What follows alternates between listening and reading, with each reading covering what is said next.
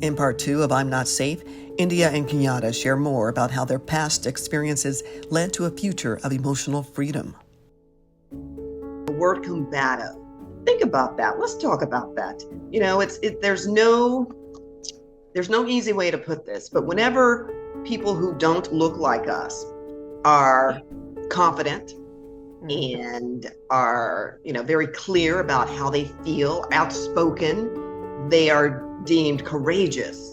And, all of the nice positive words are assigned to them. But when we stand up for ourselves, we're combative, aggressive, the angry Black woman, Yes. hard to work with, undisciplined, all of the negative, hostile, all of the negative attributes that are associated with us. When none of that is true, we're doing the same thing our counterparts are doing, but it's assigned to us in a different way. Let's explore that a little bit. What does that how does that make you feel, knowing that no matter how we show up in the world, we're always ridiculed? It's never good enough and it's always bad. Yeah, I think, well, for me personally, I know that every time I showed up in the meetings and different things like that, like I was always the outsider because their values just didn't align with my values. That's a lot of the reason why I had the people that I have working with me on my staff. So, my staff members were people that I trusted, people who look like me. My husband was on my staff more for protection, just because of the things that behind the scenes in the leadership team that we dealt with, that I dealt with, compared to what was happening to the other advisors on the floor. There's But, just but let me ask you, what does that mean when you say your husband was your protection? I needed him. I needed him to be there because there was just times where I would break down crying of the things that were said, the things that are being done. And it would be really hard because I'm the only one dealing with it. And that to me was difficult. So I needed him there. That's Wow. just it. Like I needed that man in that office because of the situations that were the things that were taking place. Wow. I've never heard of that. I mean, how the level that we have to go to feel protected and safe in a workplace environment. That is, I don't even know how to respond to that. That's so, I didn't expect to hear that. And I'm sure other people who are listening or will listen will probably say the same thing, going, are you kidding me? Where in 2021, 22, 23 are we having to employ our spouses to help be there so that I can work to protect us because we don't feel protected and safe in the workplace environment? What does that say, both of you, about where we are in this world, that we don't feel safe as Black women? Well, I'll give you an example. So, having somebody help with the planning that's on another team, we're working together. I do the same planning as the other two, but there was no compliance review for them. They weren't pulled into compliance for not being this, that, and other. So I complained about a young lady at a different office who her manager was making them call her daddy. That was an issue with me because she was like 23 and she felt uncomfortable. So she stopped going into the office, and the other lady stopped going into the office, and they were in their 20s. And, I was a pretty successful advisor. So they came down, they literally drove down to sit down and have this conversation with me. And I told them, well, I can go to my managing director, not knowing that he was just as crooked as the next one. Next week, she was fired. She was Wow. fired. And then they told her she was non-compliant. Next week, I was put in a room with compliance. And they start, threatening and saying all this stuff. And I'm like, whoa, where did all this come from? And Mm-hmm. that started my spew of problems with them. So I started from that day. I kept everything. I keep all text messages, recorded conversations, because I need to make sure that I'm protecting myself against you in the future. So one thing that I did was prepare my case for separation, because I knew when I walked out the door, I knew I was going to be walking out and losing a lot of, productivity. I was going to be taking my team away, and, we were going to start over somewhere new, but I was already planning and prepared for that because this man was constantly doing inappropriate things. So when India went to HR, they then called him and said, hey, we will be interviewing the other people at your on your leadership team to find out if India was really hostile. And Wow. he said, well, I'm going to just have them type up letters just to give you an example. And so we all typed up a letter of India. And I said, I admire working with her. I think she's a strong headed advisor. I do believe that she should have the opportunity to go to another office. He rewrote the whole letter.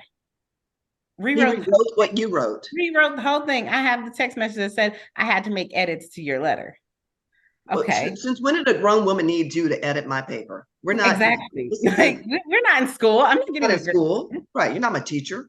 So on top of that, my managing director, he wanted full control over me and what we were doing. So he also required me to give him my LinkedIn password. So anyone who sent me a message about working for a different firm, he would respond. And not only there, he would flirt with women through my LinkedIn. Hush. Craziness. This sounds like a TV movie script. It's crazy. So it was constantly building. And as I said, I just keep records. I had to go into the office and said, I don't want you on my LinkedIn anymore. The things you're saying to these women is inappropriate. They think it's me because you're doing it on my profile. On my profile. He's like, well, that's just how I work. Well, that's not how I work on my page. You know, so I don't even get on LinkedIn because of some things that he was doing. So moving forward, I always just decided to protect myself. So when she went there and they had us write the letters, he edited mine. Then they called and said, hey, we'll be doing an interview of the advisors, the letters that came in. He came and sat in the room with me when the lady called me on the phone, literally sat in the room. She would ask a question, he'd be like, put on mute and answer back. So then I had to call her back and say, y'all let him know y'all was calling. Crazy. Unbelievable. Unbelievable. Like, I really telling you what to say on that call, is what you're saying. Huh? He was telling you how to respond the whole time, sitting right there. And then not only that, he held an emergency leadership meeting and pulled us all in there and go, Kenyata was very loyal on this call today. She did exactly what I told her to do. I'm sitting here like, this man is crazy. This is crazy. Crazy. This is crazy. And so, yeah, and for me, it just got worse and worse because as I called compliance back to let them know, next thing I know, I'm sitting down, or HR back to let them know, next thing I know, I'm sitting down again with compliance. Compliance is unhappy with me. Mind you, I had a whole lady that was doing my compliance for me. She quit because of the inappropriateness in the office. My Lord. My goodness. Yeah. I'm sitting here, I'm like sweating as you're talking because I think so many of us as Black women, we have been here before. I mean, like this is happening like every day all across America, if not even the world, but especially for women, but Black women. When we were having that conversation, when he was telling me you need to figure out what you need to do differently, or else maybe this office isn't the place for you. And when he called me hostile in that meeting and gave me a very fickle example of hostility, when there was zero hostility used. What was the example again? When he said that, so daily we have to report our goals to him. Every advisor, every morning, he required to be present in the office, really. Sometimes we would be on Zoom or call in, but he hated that, right? We needed to come in and tell him what our goals were to accomplish for that day. And there was a week where I needed to work from home most of the day, and probably like the first 3 days of the week.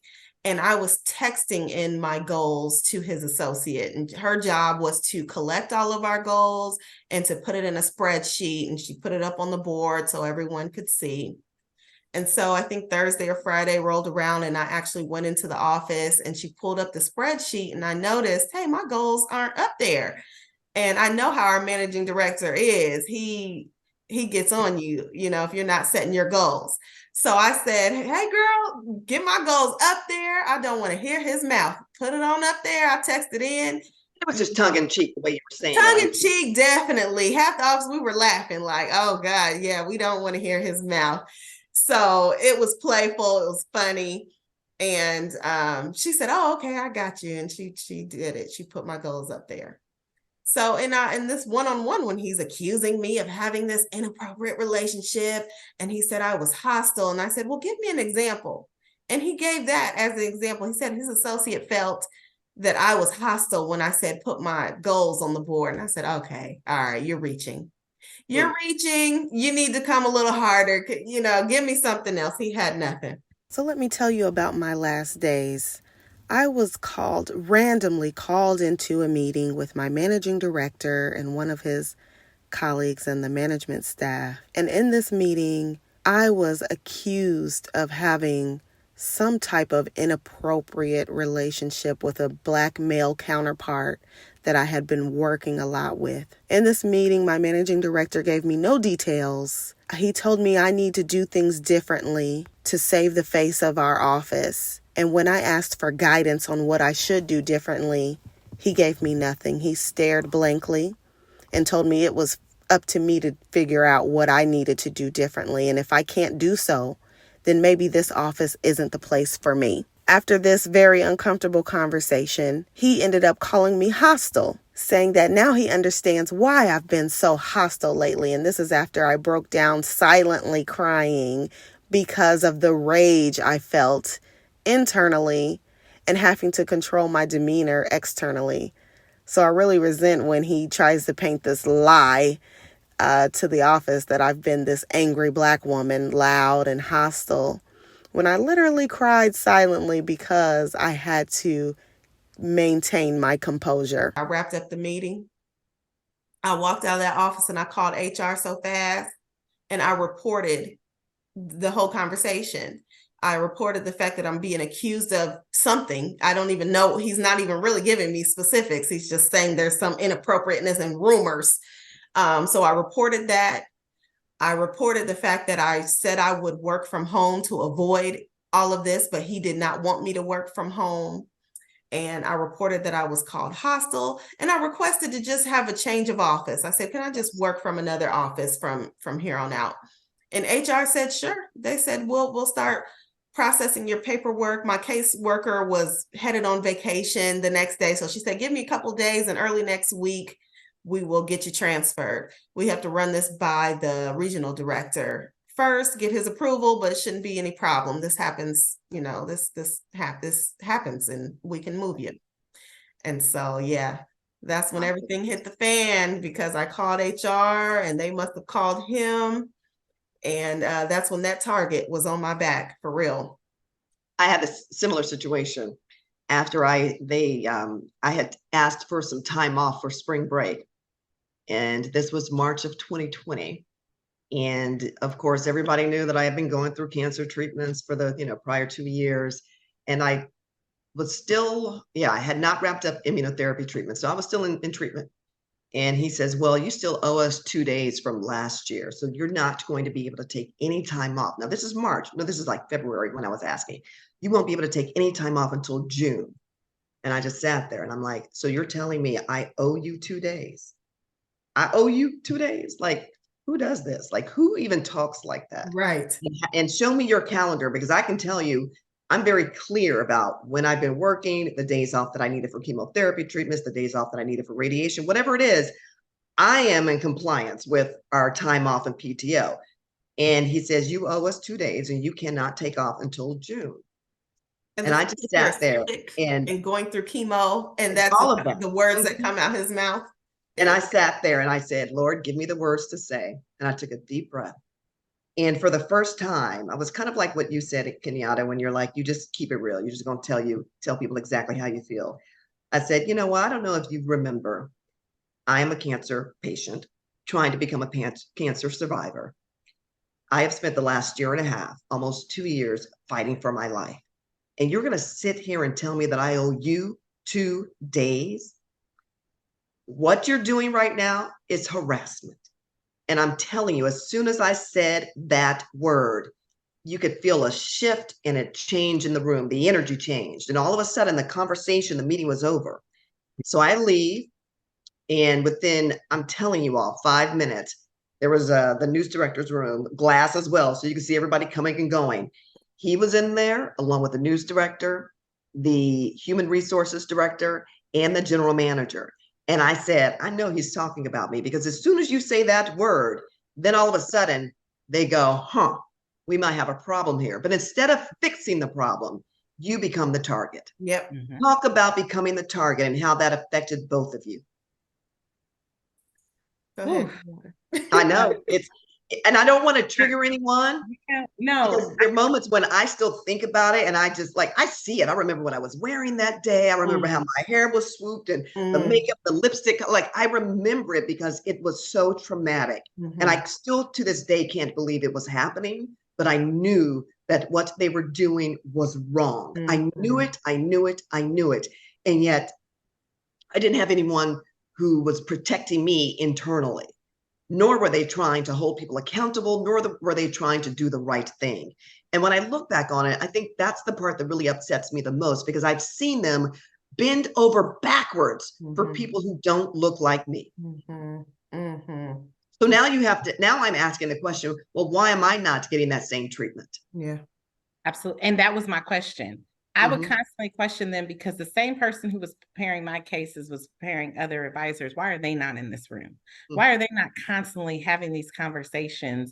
And I know they're not doing case notes. I know they're not doing this. I look in their cases and they're not doing any notes. They're not doing this. They're not doing that. So why are they not in here? And they're like, oh, it's because you're on social media and you're more visible.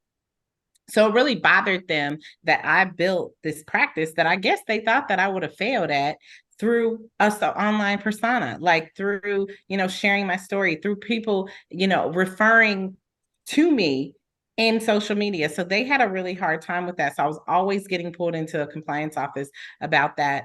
But they were not doing that to my counterparts, which was driving me crazy.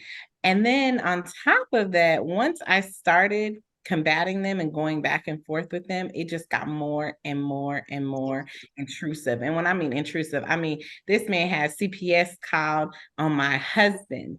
On my husband. This man is the sweetest man on the planet. He does nothing but bend over backwards for me and my family. CPS Are you kidding me? No, they came in and interviewed my whole family, asked them if my husband was beating on me. This man has never raised his voice, let alone his hand. So it was absolutely crazy, but it was because my husband went off on him because he called a divorce attorney into a meeting we had. I'm sitting in a one-on-one meeting.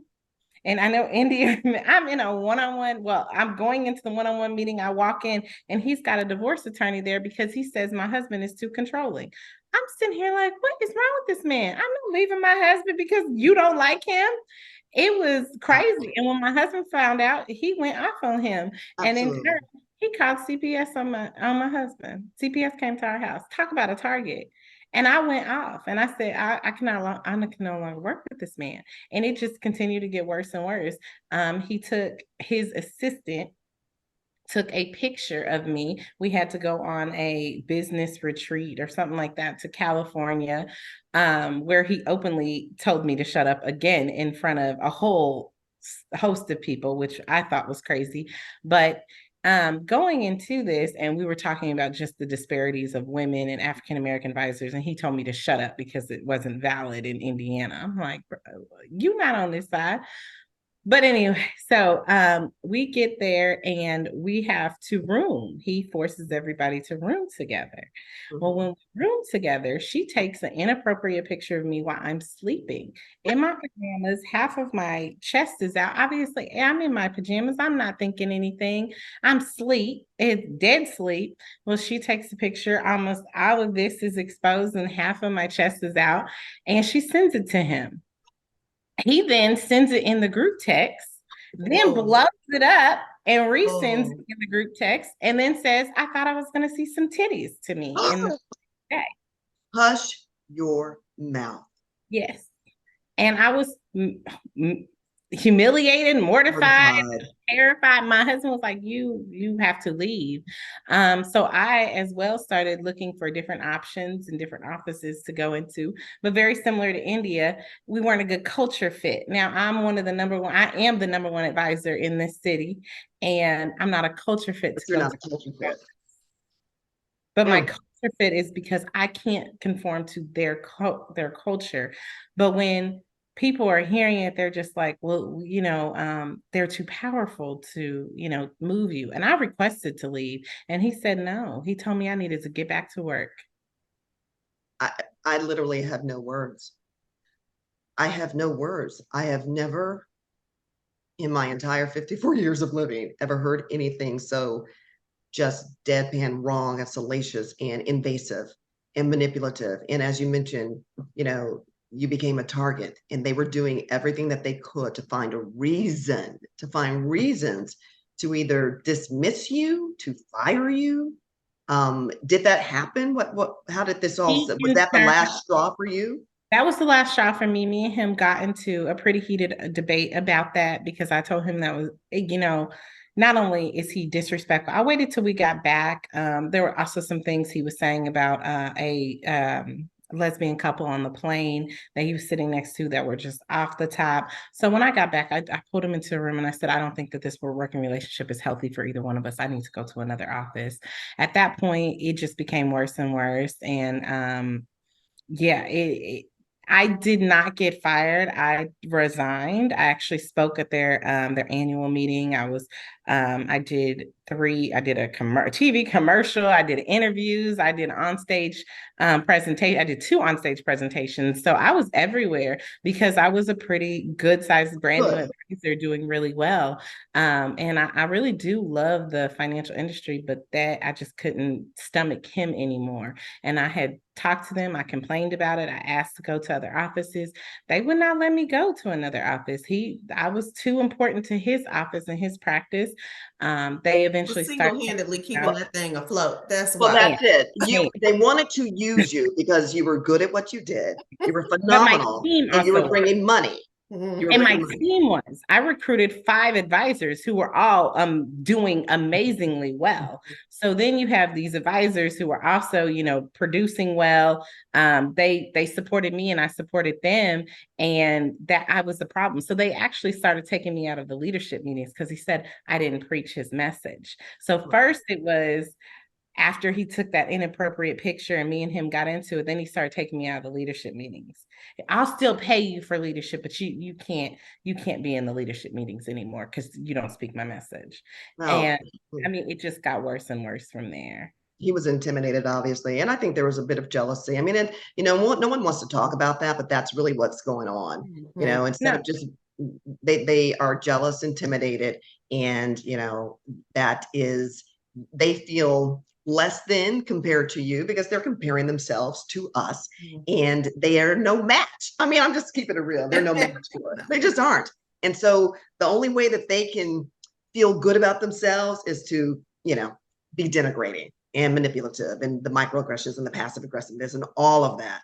And as you mentioned, making you a target of their unconscionable behavior. What about for you, India? What was the last straw for you where you're like, okay, I'm out of here. I'm done. This is not good for me anymore. Yeah, that meeting was my last straw. I was just simply waiting on HR to approve my request. So here's the catch. I said the regional director has to sign off on you moving. Well, he and the regional director were 2 peas in a pod. Okay. Talk about a good old boys club. So now I have to go through his very close friend to move. And so I was set up for failure at that point. And I didn't know half the things that were going on. Kenyata can speak to. After we had conversations later, she shed light on what he was really saying, and how bad it really was, because that meeting was news to me. It was quick. That meeting was on maybe a Wednesday, and by Tuesday I was out of there the following week. So it was quick for me. I didn't have this long-lived thing. So the moment I spoke up was the moment the target was placed on me and I was out. It was like no lingering on. So Kenyata, share what you, some of the things that he would say. He was asking to go to another office, and he would put it in the group chat, should we allow her to leave? And they're like, no. No. Oh, she can't. this was okay. Let me interrupt. That was after I was already let go. So okay, I put in my request to HR to go. I had to wait on my case manager to get back from vacation. Little did I know I would already be terminated before my case manager got back. So what happened was, I came in the office one day. He called me into a private room with him and one of his assistants, and he just said, "Hey, it's clear to me that this relationship is not working, and I've decided to terminate your contract." And I said, I said, "All right, can you give me some context? You know, what are we talking about here?" He goes, "Oh, you know what I'm talking about. You're terminated as of today." He said, "You have three options. Option one," and I'll paraphrase because I don't really remember. Option one was like, you get out, you turn in your stuff now and you leave, and we'll reassign your clients to someone else. Mm-hmm. Option two was something like, we'll give you 30 days to keep working and wrap stuff up, but then after the 30 days, you're done and we'll reassign your clients or something like that. The third option was, we'll give you 30 days to keep working and wrapping up your meetings, and you can transfer your clients to wherever you decide to go next and continue doing business that way. Which option would you choose? Mm-mm. So obviously option C, right? The third option, where I want to continue my affairs, take my clients with me. Right. And I said, well, I didn't want to choose. I said, well, I don't know. I need to speak to HR first. I don't know what's happening. You're not giving me any explanation.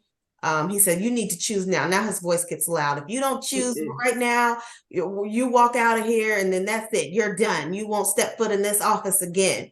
And I said, well, obviously give me option C. And he had his assistant print off a form for me to sign. I said, well, I'm not signing anything right now. I don't trust you. I don't feel comfortable. I will speak to HR first. I'll take this with me. And he was like, you're done. Get out of here. So I left, grabbed my things quietly, and walked straight to the car. My mother, who was my assistant at the time, who worked for me, was in the office right next door. She didn't know anything that was going on. I asked someone, hey, go get my mom for me and tell her to meet me in the car. So how embarrassing is that? My mother, she lives in Michigan. She's been working remotely all this time, but this is the week she decides to come in and spend a week or two in the office with me and learn. And that's the week I get fired, right? So they told my mom to meet me out in the car, and I'm out there, I'm crying, and I'm telling her what happened, and she's just completely in shock. And I said, okay, I need to call HR back. I had tried calling in the meeting when they didn't answer. I kept calling, they weren't answering, they were busy. So when HR finally called me back, they said, all right, let us do some investigating, and we'll get back to you. So when they called me back, they said, you can continue working throughout these 30 days while we're investigating. The black male associate that I was working with, he and I had a work event set up out in Portland. They said, you can go on your work trip, because that was another thing that the director brought up. He said that we needed to cancel our work event. Yeah. We shouldn't be traveling together. He said that our spouses need to go with us if we're going. And I said, I think we've both spoken to our spouses. Here's the thing, me and his spouse were friends. Okay, we were out getting our nails done, going out to eat and all this stuff. And she works in the office. So she worked in the office. It was Black people working and loving and treating each other with respect and camaraderie. Imagine that. But it's always the ones who are also married to the Blacks, because the ones who were married to others were not. There was no intrusion in their marriages like with the ones who are married to other. Oh, that was good. That's very true. Oh my gosh, I cannot even. It literally sounds like it's too salacious to be even true. Like it just seems like this was all written in a movie. Like this could not have happened in 2-3 years ago. Like it just. Yeah, it's like a Lifetime made-for-TV movie. It really, really is. What was the next step after both of you guys finally said, I'm out of here? What has it been like trying to get back into the industry? Do you feel as if you were blacklisted? Was it difficult to get back in? Were people calling your former employers and getting information from them? How have you guys been able to navigate through that? So let me tell you, after HR told me I could keep working, my 30-day investigation happened, and whatever happened in that investigation, they decided that his ability to terminate me was valid and there's nothing they could do. They won't honor my request to transfer. I said, well, I put in my request to transfer before he terminated it. And I told you that he was going that he threatened to terminate me. I told you all ahead of time. You did everything you were supposed to do. You did everything. Proper channel. I even tried not to step foot back in that office. And y'all told me, HR told me to go back, and they said, you should be able to talk to him about whether you work in the office or not. And I said, I'm telling you, I did. He wants me in there and I don't feel comfortable in there. And they said, all right, give us a couple days. So let me tell you about the blacklisting. I had about a few days left before my 30-day period was up. And in the week, I started calling other offices outside of the state. I talked to 2 offices in Atlanta, Georgia, one in Florida. I think I had one in Phoenix I was communicating with, because at this point, my husband's like, let's just move. Because you got to remember, in our industry, me leaving this company impacts all of the clients that I have built this relationship with, have entrusted me with their money, their well-being, their family, so it's important to me to try not to break that. So I want to remain at the company for the sake of my clients. Let me just move to a better office. Better environment. Mm-hmm. I tried to do that. I had a conversation with 2 Atlanta offices. One, they had to go through the regional director. Even though I am terminated, they still have to get approval. There's some kind of clause in the contract that says we belong to this office so many years, even after we leave, either terminated or quit or whatever, we still belong to them or something crazy. So without approval from the regional director, I can't move. So one of them, he kept reaching out to the regional director. He wasn't getting a response. The second one actually said he was close with my regional director, and I got his information. I got his cell phone number. He was on vacation in Florida, but he answered the call. And he said, hey, yeah. He said, I heard about you, your numbers. He said, as long as whatever happened had nothing to do with compliance and laws, you didn't break any rules or anything. If it was just a relational issue, I would love to have you here in the office. Mm-hmm. He said, let's do it. He said, your deadline is tomorrow. Your 30-day window is up tomorrow. So we need to move quickly. He told me that it would be better to transfer my contract instead of terminate and then rehire. He said, you would lose your pension, you would lose your benefit, you would lose things, and your tenure would start over. Let's just transfer you, but we have to move quickly. So you're thinking, okay, we're in. I got it. I called my husband. Oh, we're moving to Atlanta. We're going. It's working out. Yes, I am excited. And there's more diversity in that office. I am just happy. So I have to move quickly. He told me who to call. He gave me the numbers at his office. He told me to call the corporate office. He told me all the steps because I didn't know. I've never been in this situation before. He told me what to do, and I did. Trusting him. Mm-hmm. Yes, I called the people. I called corporate office. I had to email my regional director here in Indiana to get the approval. So I did all the things I could do. And then the next morning, I walk into, I wake up to an email from that Atlanta manager. And he said, India, I didn't say any of that. I don't know what you're talking about. In so many words, I'm paraphrasing. He said, I never said you were a good fit for my office. I don't even know you. But you're emailing me. But you don't know.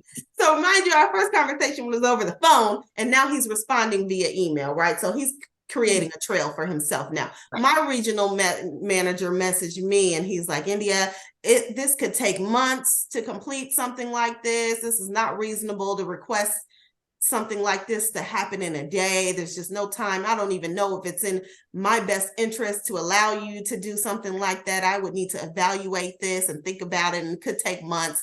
It's not happening. So there's that.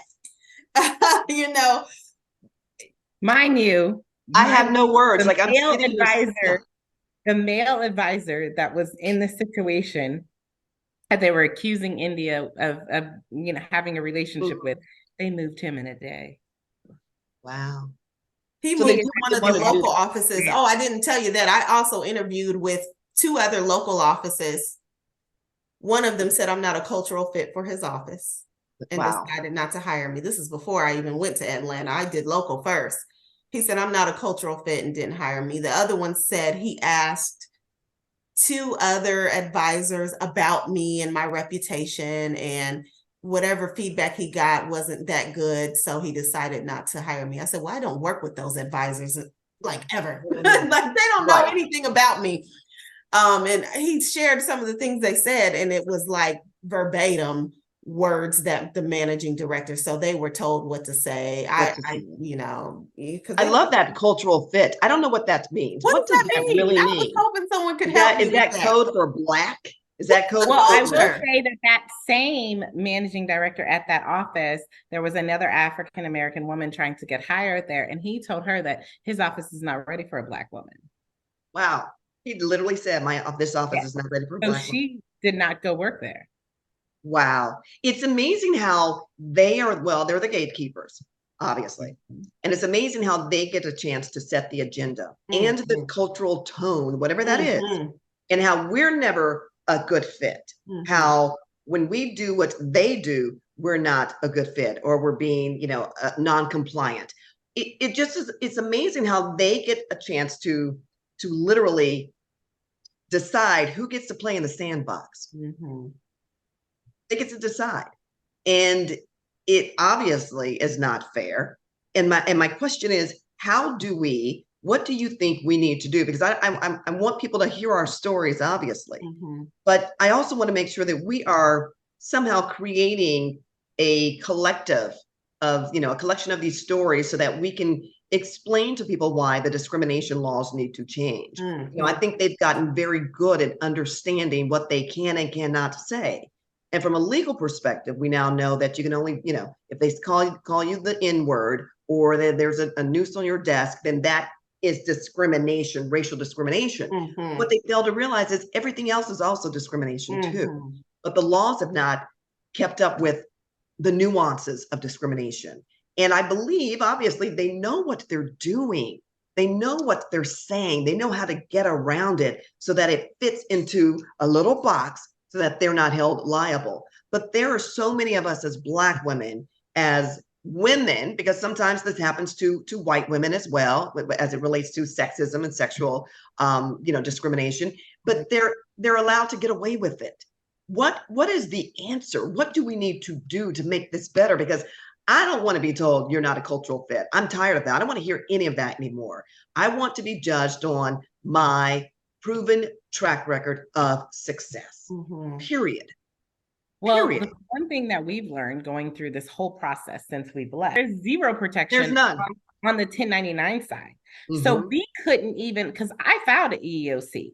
India filed an EEOC. There is absolutely no protection that we get from sexual harassment, sexual discrimination, racial discrimination. Like literally, there is nothing. We just have to take it, shut up, and move on. And so that's what we have to fight. We have to fight the fact that 1099 workers do not get protection from anything. There is no protection. I mean, the man basically said that they can do anything to you, and there is absolutely nothing you can do back. So that's the first thing, because we were looking at a class action lawsuit with about 30 women across the country that have all worked in the same company, who are all experiencing the same things, everything from racial discrimination, sexual assault. It was a lot of things that's gone on. And these men are still here in these positions, working at this company every day, dealing with the next batch of young women who are about to work with them. And they're going to funnel out. The disparity between women who stay and men who stay is astronomical, and they can't figure out why. Well, the problem is the same men are still in the positions of power who are either disrespecting them, who are talking to them in inappropriate manners, who are sending them inappropriate text messages, who are threatened by their success. I truly believe that my managing director was threatened of my success. Yeah. I was going to outgrow him. And that was the threatening part. Yeah. It truly was. It was the fact that he knew that one day I was going to outgrow him. When I decided to leave the company, I made a strategic plan. I knew I was going to be speaking at their annual meeting. I knew I was going to be in a public eye. We took pictures of every single event and everything I did, because I know how high your stock can raise when you do something like that. So I used that to propel me into a new firm. When I hit resignation, the day I got back, I knew I was resigning the day before I left, because they tried to threaten me in a compliance meeting with him, compliance, and our regional director. They got on a compliance meeting right before the meeting to tell me, oh, we're going to put you on a compliance list because of this, that, and the other. So we need you to make sure that we know what you're planning on saying tomorrow. And all this whole conversation, it was real weird. These three men on there, he's telling me I'm the biggest risk he has as an advisor. I'm like, what are you talking about? I don't know what it was outrageous, but they got me on there and pretty much threatened me. That was the day before, the day after I quit. I quit right after I got off that stage. I sent in my resignation letter. How does that make you feel knowing? Do you think that, here it is. Do you think, when you look back on the trauma, because it is a trauma, when you look back on it, are you thankful that it happened? I mean, no one wants to live through it because it's horrible. But now that you're out of it, and you look at those moments and you're like, well, you know what? I want to thank them, because you all literally were my footstools to freedom, footstools to a better position, footstools to running my own show. It hurt, but the goodness came from it. Absolutely.